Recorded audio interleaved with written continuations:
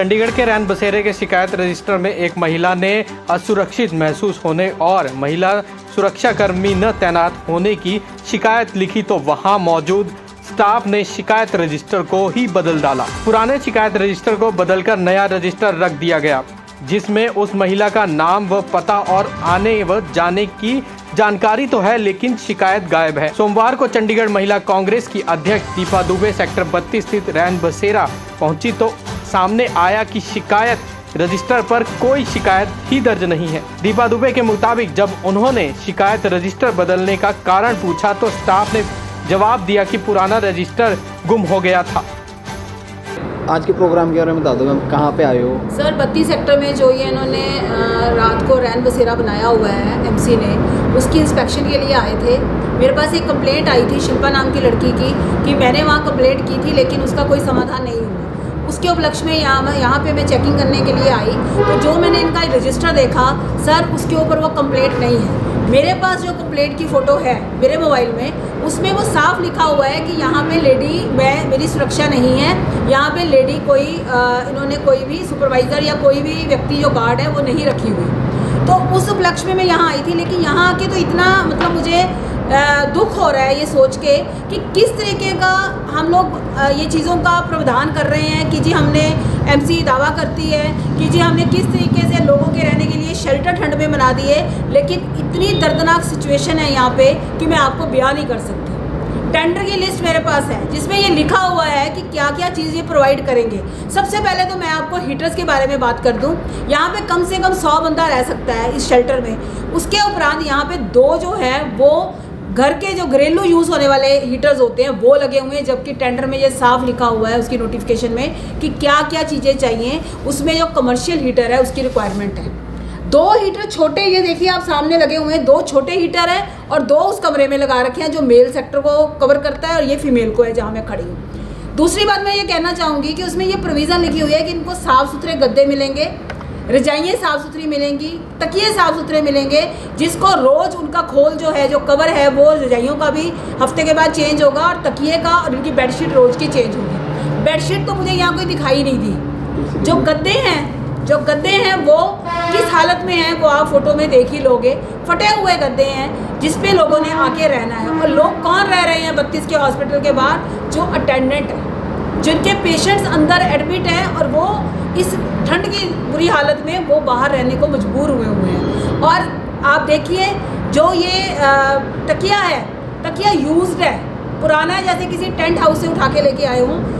तकिए के ऊपर जो गिलाफ है वो इतनी स्मेल आ रही है कि आप लेने के तो दूर की बात है, मेरा खड़ा होना भी दुभर है। अगर आप देखें कि रजाई का क्या हाल है वो भी मैंने आपको फोटोग्राफ्स में दिखाया। रजाई के खोल जो हैं उनके ऊपर जिप का कवर तक नहीं, जिप नहीं है, कवर फटे हुए हैं और अंदर से जो रजाई है जो इनकी टर्म्स एंड कंडीशंस में लिखी हैं वो प्रोवाइड नहीं की गई। अंदर में जो काला गंदा रूह होता है जो वेस्ट का बना हुआ होता है उसकी भरी हुई वो रजाई है। तो इस सिचुएशन का जो सिस्टम है उसके हिसाब से अगर देखा जाए तो यहाँ पे कितनी घपलाबाजी हो रही है। और एमसी मुझे लगता है चुप बैठी है। एमसी का एक उद्घाटन करने के बाद एमसी का कोई भी व्यक्ति यहाँ पे तो मुझे ऑफिशियल लगता नहीं कि आया है, ऐसी दुर्दशा देखी है। लेकिन वो जो रजिस्टर की बात मैंने आपसे पहले की, वो रजिस्टर में इन्होंने रजिस्टर को चेंज कर दिया है। उस रजिस्टर में जो जिसमें उसकी एंट्री है उसमें उसकी कंप्लेंट नहीं है, लेकिन मेरे पास उस रजिस्टर की कॉपी है जिसमें उसने ये कंप्लेंट लिखी थी। तो मुझे ये बताइए कि क्या चंडीगढ़ की जनता के साथ हमारी एडमिनिस्ट्रेशन, हमारा एमसी कर रहा है? पेशेंट बाद में दूसरी बात बताना चाहूँगी कि एक पेशेंट जिसको इन्होंने ये कह के डॉक्टर्स ने उसको डिस्चार्ज कर दिया, लेकिन वो पेशेंट शायद किसी बीमारी से ग्रस्त है लड़की, वो उसको इन्होंने रात भर तो रखा लेकिन अब इसको बाहर निकाल दिया गया। वो बाहर लेटी हुई है, अपना उसका हस्बैंड बेचारा, वो इतनी हैंडीकैप लेडी हो चुकी है, उसका हस्बैंड उसकी केयर कर रहा है। जिसके हिसाब से मुझे नहीं लगता है कि ये जो हम बना रहे हैं, इतने इतने लोगों के टेंडर निकाल रहे हैं, या तो फिर ये टेंडर मिली भगत है जो साफ दिखाई दे रही है, या फिर एमसी का सिर्फ जो दावा है वो दावों तक सीमित है, अपने नंबर बनाने तक सीमित है। लेकिन क्या कमिश्नर मैम या हमारे मेयर या हमारे उसके एमसी के एडमिनिस्ट्रेशन के कोई भी व्यक्ति यहाँ ये समस्या देखने आया, जहाँ पे एक लेमैन एक कंप्लेंट कर रहा है और वो दुखी है, और दुखी होने के नाते मैं भी आज इतनी दुखी हूँ कि शर्म आती है ये कहते हुए कि ये रैन बसेरों का कोई फ़ायदा नहीं है, क्योंकि यहाँ पे तो सिस्टम ही अजूबा है। अभी मैंने इनसे ये पूछना है कि क्या बायोमेट्रिक अटेंडेंस आपकी लगती है, अंगूठा वाली लगती है? नहीं लगती। क्यों नहीं लगती, क्या रीज़न है उसका, ये भी बता दिया जाए। ये सब चीज़ें सोचने में मजबूर कर रहा है कि कहाँ घपलेबाजी हो रही है। घपला बहुत बड़ा है, इसको जब तक निजात नहीं मिलेगी, मैं हर उस व्यक्ति के साथ हूँ जो व्यक्ति आज रैन बसेरे में रहने को मजबूर हो रहा है। इससे अच्छा तो यही है कि वो एक पेशेंट को लेके जाएगा और आप एक बीमारी से ग्रस्त होकर फिर हॉस्पिटल में आएगा। तो इन चीज़ों के ऊपर मैं जनता को भी कहना चाहती हूँ आपके मीडिया के माध्यम से कि आप भी जागरूक हो जाइए, आप भी देखें जाके कि आपके सेक्टर में अगर कोई रैन बसेरा है, क्या वहाँ पे उनको सुविधा जो है प्रोवाइड की जा रही है या नहीं की जा रही।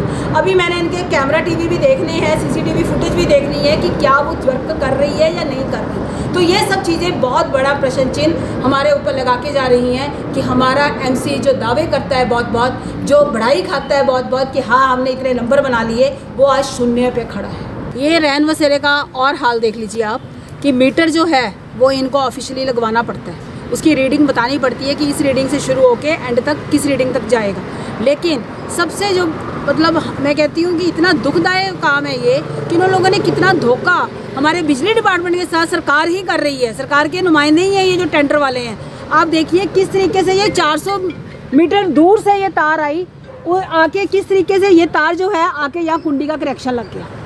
ये मीटर किसी और का है, किस tरीके से कुंडी से चोरी की जा रही है। और एक गरीब इंसान, कॉलोनियों में रहने वालों की कुंडियाँ आप रोज़ काटने चले जाते थे जब 4 नंबर थी, तो आज यहाँ पे जहाँ लाखों करोड़ों की बातें हो रही हैं टेंडरों की, उसका ये हाल है। तो क्या ये एमसी को दिखता नहीं है? कमिश्नर साहब हमारे चुप क्यों बैठे हैं? या तो फिर कुछ दाल में काला है। और ये तो आप देख ही रहे हो कि एक के बाद एक और ये चंडीगढ़ का पॉश एरिया सेक्टर 32 के हॉस्पिटल का रैन बसेरा है। किस तरीके से ये कार्य चल रहा है। और मैं आपके माध्यम से बिजली डिपार्टमेंट को कहूँगी कि क्या कभी आप सोए हुए हो? क्या कभी आपको ये नहीं लगता कि एक आम जनता ही, गरीब व्यक्ति ही आपकी चोरी कर रहा है बिजली की, और डिपार्टमेंट के जो लोग नुमाइंदे हैं क्या वो चोरी नहीं कर सकते? ये साक्षात उदाहरण है आपके लिए। और आप आओ यहाँ पे, आपके एसडीओ आए, जो भी डिपार्टमेंट से हो, बिजली के जो भी एरिया के हो, यहाँ आए और आके इस जो ये जिसका टेंडर है उसके ऊपर पर्चा दर्ज करना चाहिए बिजली का। अगर ये नहीं होता तो ये साफ प्रदर्शित होता है कि आप लोगों के सबके हाथ